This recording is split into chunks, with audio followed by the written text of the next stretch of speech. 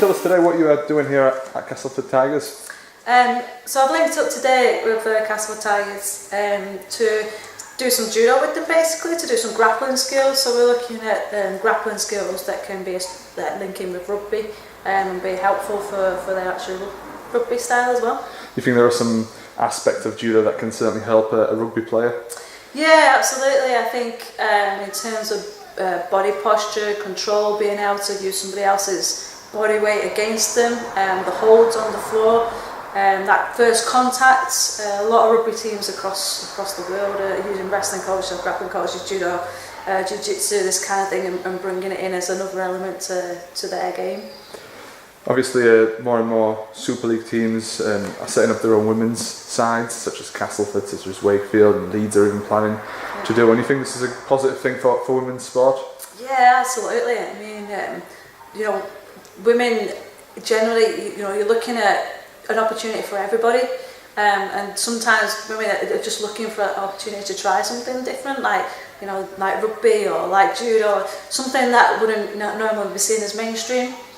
So if we can get it to be more mainstream, then it'll just attract other women. It'll just continue to feed through.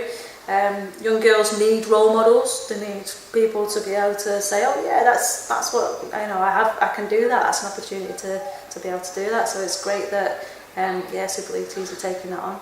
How hard is it to make a living as a woman in sport? It's still difficult. I think there's still such a minority of the women in top positions. So yeah, as athletes, we get more opportunities, but then after you've finished as an athlete, like coaching opportunities and things like that are difficult. If you're coaching women's, there's not as much prestige or money as if you're in the men's team or coaching the men's team. And again, it is changing, but very, very slowly. So to make a real living out of it, you're always sort of up against it in a way. You obviously performed at 2 Olympic Games. How does it feel to perform at the biggest stage of them all? For me, it was like just an immense amount of pride, really, to put your life or put so much effort into something and be able to, I guess, showcase that or be able to represent what it's all about on the highest stage.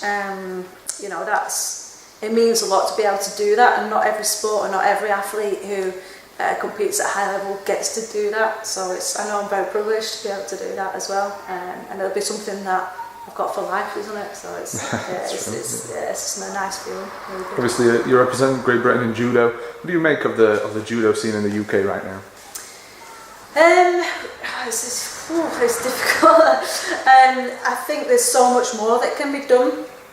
So speaking today, I think some kind of martial arts judo should be in schools and in the curriculum sort of thing, because it just teaches so many good qualities, along with other sports as well. But judo has a great sort of foundation and has been proven to have those qualities. I think that it's a very much a minority sport. The governing body's there to try and to help people have a pathway in performance judo, but it's not just about performance judo, it's about participation as well, and I think everyone should try it at least. It needs to be a bit more provision, a bit more professional coaches in terms of even at club level. They need to be sort of better supported and better paid as well. I think it could be a great sport in this country. Obviously, 2 months ago we had the European Championships back in Warsaw, and obviously the World Championships are coming up in Budapest soon. What are your expectations for the British team? I think we've got a couple of strong contenders for medals.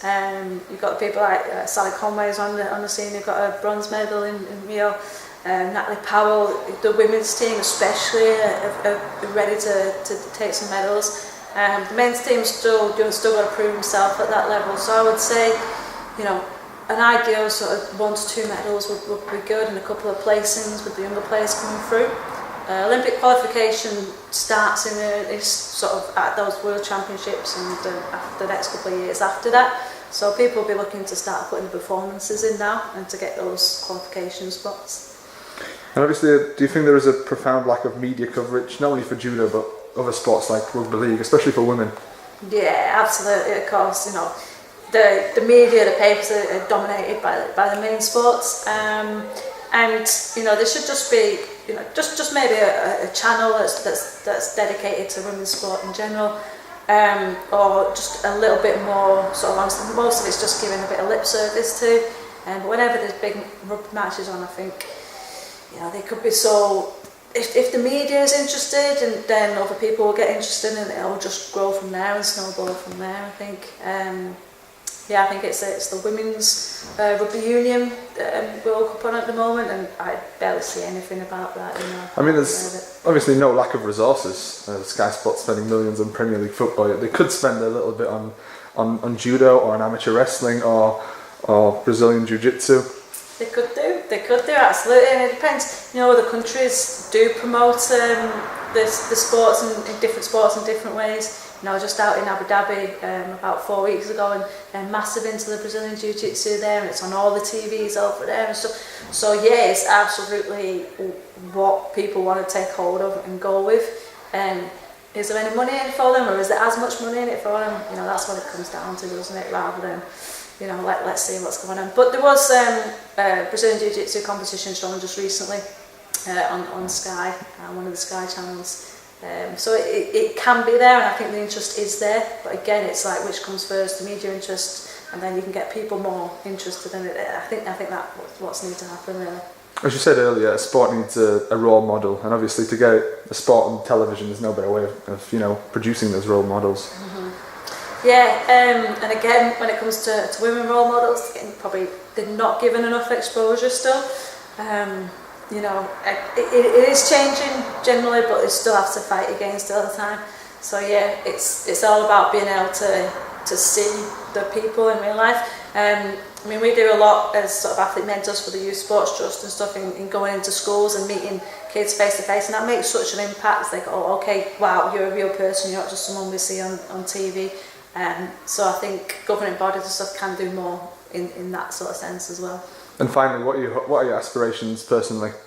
Are you looking to stay in the sport of judo or expand? Yeah, I mean, I love judo. That's where my heart is always going to be. I like Brazilian jiu-jitsu as well. I compete in that. So I like grappling. I love coaching and teaching. So my idea would be to get a lot of experience as much as I can in coaching, maybe even at elite level in terms of the British team, but also to have my own sort of place, like my own training academy, where I can help with things like the judo and jiu-jitsu and martial arts, but also the holistic kind of lifestyle, everything that goes with it. So, you know, strength and conditioning, but all about sort of looking after like young athletes coming through, not just, okay, you know, right, pushing them to be the elite performers, but you know, looking after them in terms of being the best person that they can be.